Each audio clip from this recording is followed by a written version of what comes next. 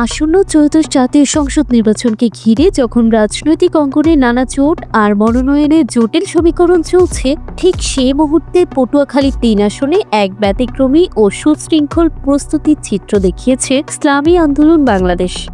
আর এই প্রস্তুতির কেন্দ্রবিন্দুতে রয়েছেন তাদের মনোনীত প্রার্থী মুফতি আবু বকর সিদ্দিক। যেখানে অনেক দলই প্রার্থী নির্বাচন নিয়ে চূড়ান্ত সিদ্ধান্তে আসতে পারেনি, সেখানে মুফতি আবু বকর সিদ্দিক তার নির্বাচনী দুর্গ গোছানোর কাজ প্রায় সম্পন্ন করে ফেলেছেন। তিনি শুধু সাংগঠনিক কমিটি গঠনে সীমাবদ্ধ নন, নিয়মিত গণসংযোগ, ধর্মীয় মাহফিল এবং জানাজায় অংশগ্রহণের মাধ্যমে তিনি মাঠে ময়দানে সরব আছেন। তার এই নিরবচ্ছিন্ন উপস্থিতি সাধারণ মানুষের মধ্যে এক দারুণ প্রভাব সৃষ্টি করেছে। তিনি নিজেই আত্মবিশ্বাসের সাথে গণমাধ্যমকে জানিয়েছেন, নির্বাচন উপলক্ষে আমাদের গলাচিপা দশমিনায় সাংগঠনিক কমিটি পুরোপুরি হয়ে গেছে। বর্তমানে নির্বাচনী সেন্টারের কমিটির কাজগুলো চলছে।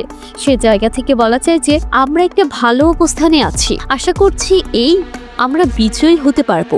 মুফতি আবু বকর সিদ্দিকের প্রচারণার অন্যতম শক্তি হলো তরুণ প্রজন্ম। তিনি দলের কেন্দ্রীয় প্রচার সম্পাদকের দায়িত্বে থেকেই জানেন কিভাবে যুব সমাজকে সংগঠিত করতে হবে। সম্প্রতি গলাচিপায় অনুষ্ঠিত ইসলামী যুব আন্দোলন এর নবাগত সদস্য সম্মেলনে তার বক্তব্য ছিল সুস্পষ্ট। তিনি তরুণদের মাঝে একটি শক্তিশালী স্লোগান ছড়িয়ে দিয়েছেন, বিজয় অথবা বিজয় কিংবা বিজয়।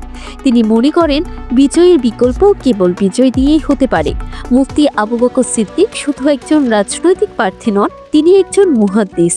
ধর্মীয় নেতা হিসেবে তার গ্রহণযোগ্যতা এবং রাজনৈতিক সংগঠক হিসেবে তার দক্ষতা, এই দুইয়ের সমন্বয়ে তিনি পটুয়াখালীর ৩ আসনে এক শক্তিশালী অবস্থান তৈরি করেছেন। যখন অন্যরা জোটের জটিল সমীকরণে আটকা, তখন মুফতি আবু বকর সিদ্দিক তার সুশৃঙ্খল সংগঠন আর তারুণ্যের শক্তি নিয়ে নীরবে এগিয়ে চলছেন।